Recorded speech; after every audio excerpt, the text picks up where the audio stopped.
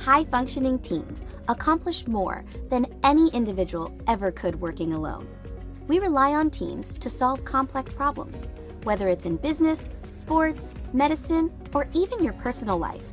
We see people working in teams all around us. Being a strong teammate is essential for advancing your career. But what are the attributes of an effective team player? How do you build that reputation? When it comes to being an effective teammate, the skills you need can be learned and practiced. It's easy to spot who the key team members are. They have a specific set of characteristics that make them invaluable. This course will summarize the behaviors you can start practicing now to make yourself the team's most valuable player. Let's begin. You've probably heard the cliche, there's no I in team. Does that mean you can't be concerned about your individual needs if you want to be a good teammate? Of course not. It just means that you should try to prioritize the needs and goals of the team over your own individual needs and goals. When you're working on a team, it's easy to feel as though your preferences must take a back seat. The reality is, there will likely be times when your personal needs don't align well with the needs of the team. This can be about small details, like when or where the team meets, or bigger issues, like the approach your team takes on a project. For example, I worked full-time when I was in graduate school, and at the time, it was best for my schedule to meet for class projects in the evenings or on weekends. But several of my classmates on my team had families and didn't work during the day. Their preference was to meet during the workday. To accommodate them, we often met during lunch. I'd take a long lunch on those days and then make up the time I'd missed at work in the evenings. This didn't always work, but my teammates appreciated my willingness to flex towards their schedules. When you make sacrifices and put your teammates before yourself, you build trust within your team. People are often willing to accommodate you, especially if you've accommodated them in the past. There may be times when you'll individually benefit from the team's work. To foster trust and open communication, it's a good idea to disclose that up front. Building trust within your team takes time and consistent effort, but it can be quickly broken. I'll tell you why with a quick story. I once worked with a guy. We'll call him Sean. He convinced our team that we should switch approaches in the middle of our project. He made a very convincing argument that while this would require more work, the result would be a better outcome for the team and ultimately for our client. We believed him and rolled up our sleeves and got to work on the plan Sean suggested. Later, we learned that this new proposal significantly benefited his father-in-law's business. I want to be clear. It turned out that his father-in-law's company was the best fit for this project. But the fact that Sean didn't tell us about their relationship didn't sit well with anyone on the team. We felt blindsided. And worse, it made us question Sean's motives about most of his suggestions going forward. This wouldn't have changed the outcome of our work, but we all felt a bit uncomfortable knowing Sean's family member was benefiting from a contract that he advocated for without telling us.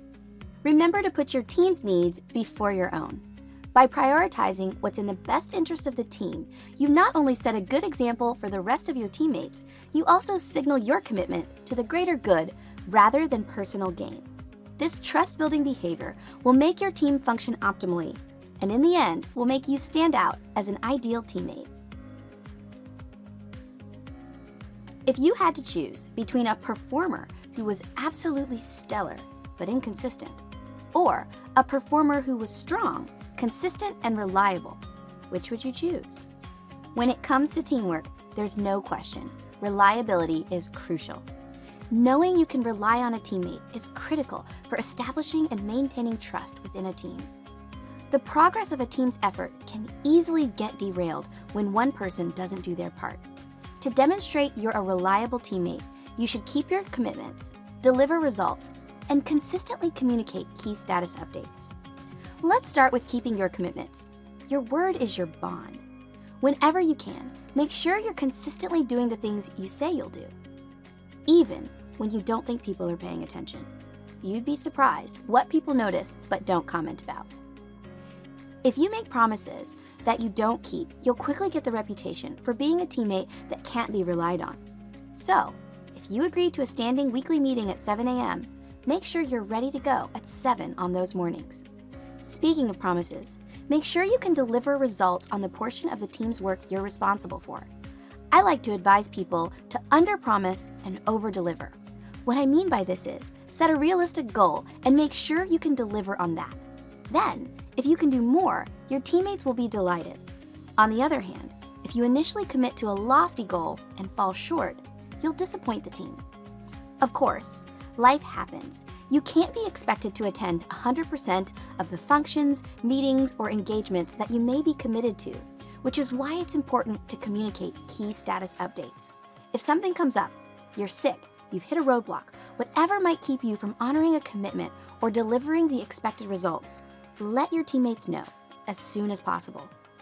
The more advance notice you can give, the better. This allows time for everyone to adjust their expectations or the workload when necessary. When you don't communicate, people often assume the worst. Even if you're regularly a strong performer, they remember the times when you've let the team down. Which is why it's critical to keep your team informed if or when you think you can't keep your commitments or deliver the expected outcome. Now, people are much more forgiving if you don't communicate positive news. In fact, they often don't mind at all. For example, if you're 20% under the expected budget, that's news you can and should share, but most likely won't upset anyone if you don't mention it right away. On the other hand, if you know you're going to be 20% over the projected budget, this is information you want to loop everyone into as soon as you can. You may be tempted to keep bad news to yourself with the hope that you can resolve the issue before anyone notices it was even a problem. I'd be careful about this because it's a very risky approach. High-performing teams need reliable and consistent performers. You'll build your reputation as an effective teammate if you remember to keep your commitments, deliver results, and keep your teammates in the loop when things change by communicating key status updates. I saw a meme not too long ago that read, "A bad attitude is like a flat tire. You can't get very far until you change it." This is true both for your personal and your team-related efforts. When it comes to your teammates and your team's work, it's important to keep a positive outlook. To demonstrate you're a positive teammate, you can highlight the strengths of your teammates, refrain from gossiping, and avoid speaking negatively about the team's projects. Let's start with the first area, highlighting the strengths of your teammates as they make contributions toward accomplishing your team's goals. When you note the efforts and point out their strengths, you make your teammates feel appreciated. So give credit where credit is due. You can do this when you talk about them to others, and you can also compliment them directly. Who doesn't like to be praised? By saying nice things about your teammates, you set a positive tone for your team as a whole. When you don't have something positive to say about a teammate, it's best to remain quiet. As tempting as it might be, try to refrain from gossip about your teammates.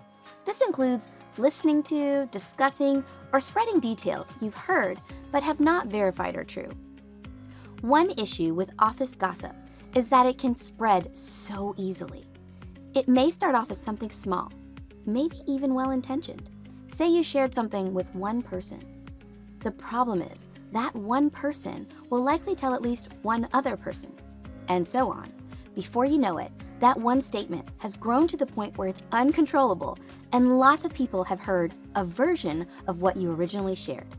I say a version because information is almost never shared exactly as it was heard. Just think of the game of telephone you might have played as a child.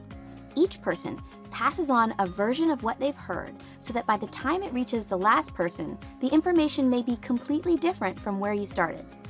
This is problematic because it spreads false information, depletes trust, and negatively impacts the team's dynamic.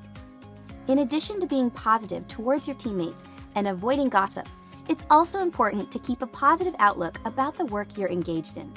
There's tons of literature out there about the power of positive psychology.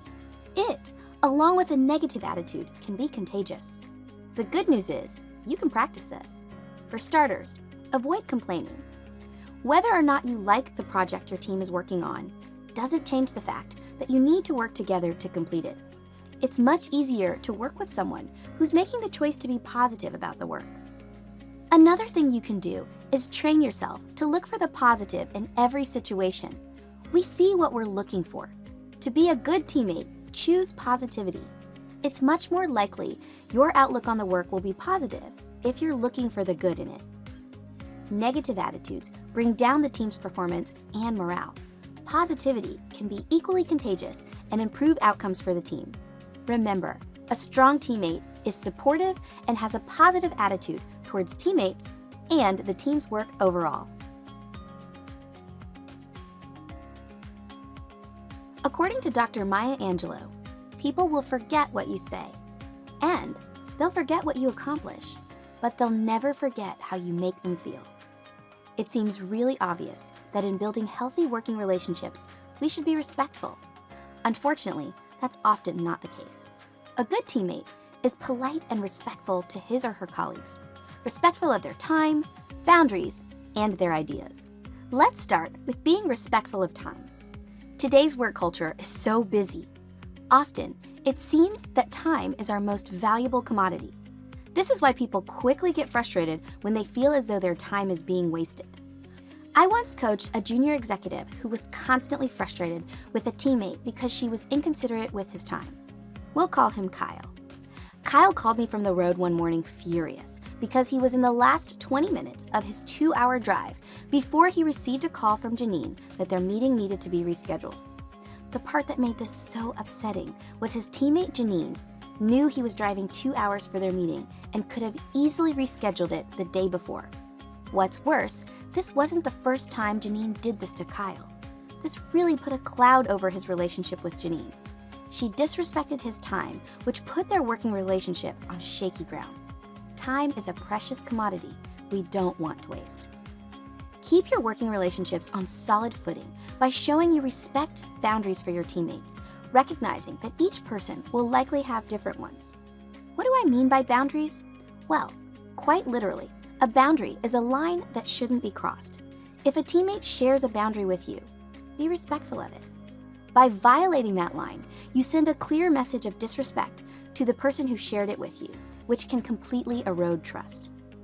You aren't going to agree with your teammates on everything, whether it's personal, like politics or religion, or on a strategic approach you take with a client. It's unlikely everyone on your team will see things the same way. And that's okay. In fact, some healthy disagreement on a topic can often force teams to consider multiple perspectives and develop a stronger outcome.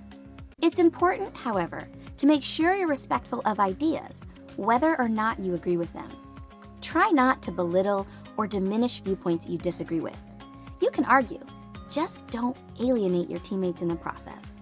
Remember to separate the person from their ideas. You can have positive relationships with people you disagree with, if you're willing to prevent allowing a difference of opinion to get in the way of an otherwise healthy working relationship. You should expect conflict on your teams. It's perfectly fine to disagree with your teammates. You just don't want to be disagreeable. Instead, effective teammates are polite and respectful of their teammates, particularly of their time, boundaries, and ideas. By being respectful of your teammates, they'll remember how you made them feel for all the right reasons. Hunger, drive, ambition, a real go-getter. These characteristics describe a teammate who's proactive about getting the team's work completed. Given the pace of business today, if your team is usually focused on responding to everything that comes your way, you'll quickly get bogged down in the work of putting out fires rather than preventing them. An ideal teammate is proactive. So, how does one model proactivity? What are the behaviors that signal this quality? A proactive teammate thinks strategically about the team's role in the organization as a whole. By taking a step back and looking at the bigger picture, you can help your team strategically consider the work you're doing and how it fits into the broader organization. This may require that you take some time to learn about the other functional areas that are impacted by your team's work. How does your team's efforts impact other people in your company? What about your customers? Knowing how your team's work fits into the big picture will help you anticipate the needs of your organization. Thinking ahead is a very important asset an effective teammate brings to the table. When you're thinking ahead, you can often anticipate potential challenges that the team can address before they become bigger problems. When you plan ahead, you lighten the workload for everyone on your team. If you've thought through the, say, 5 steps of your team's project, you have a perspective on the work that others won't have considered. You can suggest combining steps 3 and 5, which won't have occurred to others on your team because they're reacting to each step in sequence. This saves time and redundancies with your team's work. Even when you're thinking about your team's work in the broader context of your organization, anticipating the needs of your stakeholders, and planning ahead, inevitably, things won't always go as you expect. And teams can quickly get derailed by setbacks and/or unanticipated changes. When that happens, an ideal teammate will get the team back on track by refocusing on the goals or deliverables that matter most. It's easy to get bogged down in the details of projects, and if you're not careful, rebounding from these little excursions can add a lot of time to the overall journey. High-performing teams can't afford to always be reactive. Instead, thinking proactively about your team's objectives will make you an invaluable asset to the group. You can do this by keeping the big picture in mind, anticipating roadblocks or challenges, planning ahead, and pushing the team's agenda along when the effort stalls. Helen Keller said, "Alone we can do so little. Together we can do so much." This simple quote is the essence of why we work in teams. Exemplary teams understand that we accomplish more together and approach teamwork with a collaborative spirit. Let me tell you a quick story. I was sitting next to a man I'll call Ryan in a meeting not too long ago. He passionately argued for an approach that the team liked but ultimately decided against. In this case, it's important that everyone on the team provide the same options to their clients. The team voted to take a new direction instead, which meant that everyone on the team needed to use method A rather than method B, which Ryan wanted. Frustrated by this outcome, Ryan's demeanor completely changed. After being very involved in the discussion, he basically shut down and didn't say anything else during the meeting. He didn't do anything to intentionally sabotage the project, but from this point on, he stopped making much of an effort to accomplish the team's goal. He often had excuses for why he couldn't use method A. Ryan was so convinced his idea was better, he continued to use method B, despite the team's collective decision to use method A. This did not go over well. The client spoke offline and then expressed dissatisfaction to senior leadership that some were getting one option while others were getting a different one. This not only made the project team look bad, but reflected negatively on the company as a whole. We can learn a lot from Ryan. It's easy to show you can be a good team player when things are going your way. An ideal team player is collaborative, even when things don't go as he or she would like. You can demonstrate a collaborative spirit by encouraging participation, being cooperative, and supporting team decisions. Teams accomplish more when everyone participates. An ideal teammate encourages participation of others and also actively participates in team meetings and getting the work finished. You want to openly share your point of view and be open to hearing the ideas from others. Ryan did this well until he became frustrated with the direction of the discussion. In addition to sharing your ideas, it's important to be cooperative. There will be times when the team moves in a direction that you like, and then there will be times when you don't. Being cooperative means you adjust. Teamwork requires you to both give and take. Make sure you're willing to defer to the team and continue giving your best effort. Finally, support the decisions your team makes, even if you disagree. Everyone on your team isn't going to agree on everything. Imagine how stifling your project would be if some of your teammates intentionally worked against the team's agreed-upon agenda. That is a recipe for a poor outcome. A great team player enthusiastically approaches the team's work, regardless of whether he or she agrees completely with the team's game plan. You demonstrate maturity, professionalism, and a collaborative spirit when you participate, cooperate, and stand by your team's decisions. In the workplace, we respect, value, and appreciate professionalism. And great teammates routinely demonstrate it. What do I mean by that? Well, professionalism is tied to your personal brand, or your professional reputation. It's the impression you make and how your colleagues would describe you to others. Your professionalism can be summarized based on whether or not you are competent, complete your work, and how you conduct yourself. An easy way to remember this is the 3 C's. Let's start with competence. What skills or experiences are you bringing to the team? Your academic and professional background are the foundation of your perceived competence. From there, your ability to complete your tasks and do the job well will adjust how your teammates see you. In addition to the quality of the work you produce, you can build your competence by investing in your own professional development. In today's quickly changing world, you need to continuously develop your skills. Make sure you're paying attention to the relevant new technology, software, and sharpening your soft skills. Investing in your own learning is likely to return dividends. You can also show off your competence by making sure you're prepared. You may not always have a chance to review materials or the agenda prior to team meetings, but the more you can, the better. Taking a little extra time to make sure you're ready to go will help you to contribute in team meetings. During these meetings, you'll want to remain actively engaged. Speak up and share your ideas and concerns. This doesn't mean you should be speaking the whole time. Just make sure you're paying attention to the discussion and making a contribution to the overall effort. Your participation and engagement in meetings shows a lot about your ability to manage the tasks on your plate.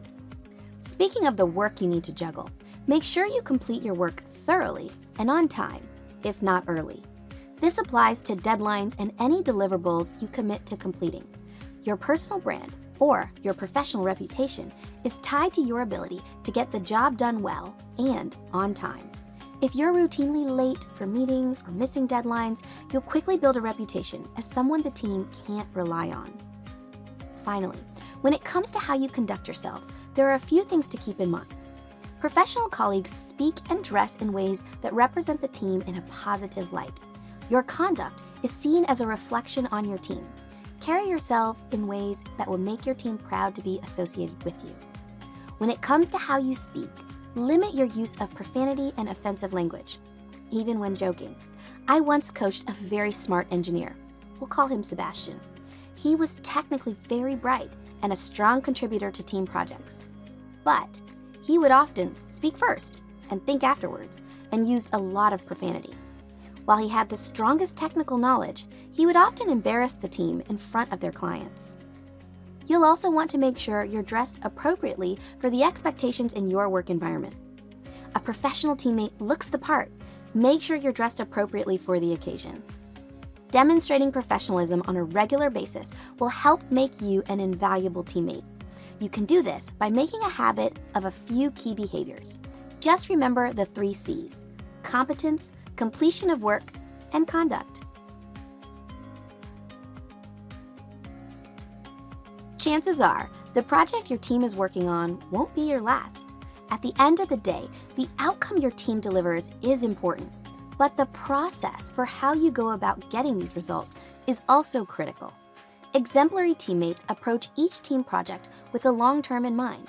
They focus on how the team gets the work done, not just the team's outcomes. For the team, this is important because it affects your ongoing work together. For you personally, it's tied to your professional reputation.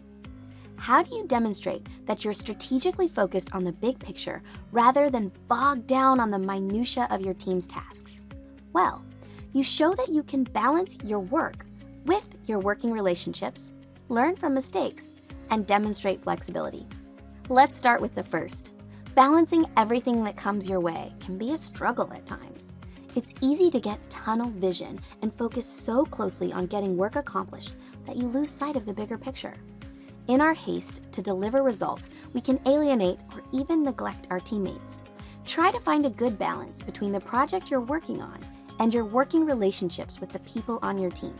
Maintaining a healthy relationship is important for getting the job done because you rely on each other to complete the team's tasks. Because they recognize the interdependence of working on teams, ideal teammates try to avoid making mistakes. But despite your best intentions, things don't go the way we plan all the time. We're going to make mistakes. We can learn a lot about ourselves and each other based on how we respond to setbacks. Strong teammates Learn from mistakes that you and your teammates make. Don't make them a bigger deal than they have to be. Address them, and then move on. If you value the people more than the outcome, you'll respond to mistakes with grace. We all need a little space for when things don't go as planned. Change is inevitable and often happens unexpectedly. This is why ideal teammates anticipate change and are ready to adapt as needed. Try to demonstrate flexibility with your teammates. At the end of the day, you need to get the job done. A great teammate is willing to roll up his or her sleeves and complete the outstanding tasks, even if it isn't something you want to do. You may be able to get away with a by any means necessary approach once or twice, but it typically leads to damaged relationships that get in the way of future progress. Remember, the people on your team are critical for accomplishing your collective goals. Once you complete the project or task in front of you, there will likely be another one down the line with these or other teammates. By balancing the project work and the people on your team, learning from mistakes and demonstrating flexibility, you'll show that you're an asset to any team. Understanding yourself is fundamental to understanding others and working well within a team.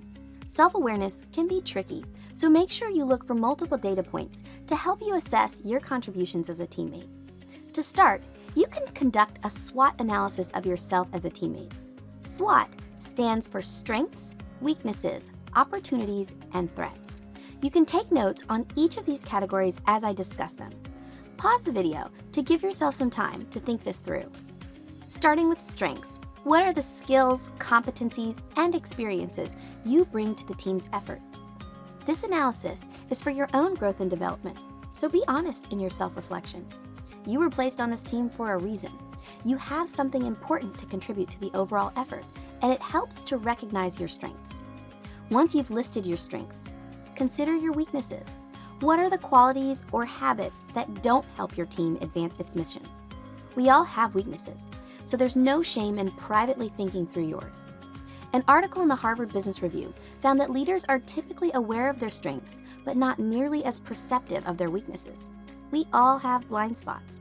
Regularly seek feedback on what your weaknesses might be. Your weaknesses should be tied to some of the opportunities you'll identify to consider. Think about your personal OFIs, or opportunities for improvement. What do you need to learn, or what skills can you develop to be a stronger contributor to your team? Finally, what threats exist for you as a teammate? When using a SWOT analysis for an individual contributor on a team, I think of threats as anything that can get in the way of you performing at an optimal level. An example might be not having as much time to work on a team assignment as you'd like. If you've been critical in conducting an individual SWOT analysis of yourself as a teammate, you can see what you're contributing to your team's effort. Are you happy with the results? If not, create an action plan for what you'll do to address your personal OFIs. As you develop in these areas, expect that you may make some mistakes along the way. Learn from them and then move on. Don't dwell on things you can't change. Use each lesson as a chance to grow into a better version of yourself and a better teammate. Store your personal SWOT analysis somewhere private. Refer back to it from time to time to see what's changed. If you have a trusted mentor or advisor, consider sharing your thoughts and get some additional feedback that you can include. Effective teammates are strategically self-aware. By being perceptive about your own strengths and weaknesses, you'll have more clarity about what you bring to your team. Now that you've taken some time to review the behaviors that exemplify an effective teammate, you're well on your way to becoming one yourself. I wouldn't try to start adding all of these practices to your approach at once. Pick 2 or 3 attributes you want to focus on each week, and before you know it, you'll be effortlessly demonstrating your value as a teammate. You'll probably notice the habits of your teammates more now that you've taken this course. Some will be good traits that make them ideal contributors. Others will be red flags and reminders of what not to do. Either way, constantly remind yourself of the behaviors you want to demonstrate. Come back to the course whenever you notice you need a refresher.